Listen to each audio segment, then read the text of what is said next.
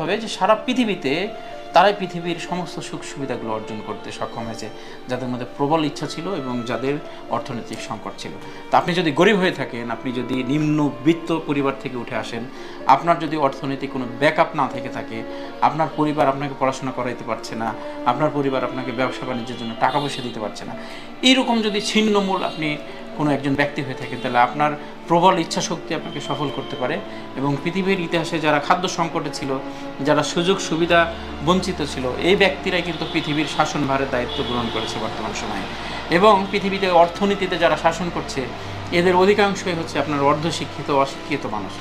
তা আপনি যদি মনে করেন যে আমার পড়াশোনা কম, আমি ফেল করেছি, আমি পড়াশোনায় আগাইতে পারিনি, অথবা আমার বাবা মা সেই সময় পড়াশোনার মূল্য বুঝেনি, যার কারণে আমি পড়াশোনা করার সুযোগটা পাইনি, তাহলে আপনার জন্য কারিগরি যদি শিক্ষা আপনি নিতে পারেন, আপনি অর্ধশিক্ষিত অল্প শিক্ষিত হলেও পৃথিবীর শাসনভার আপনার হাতে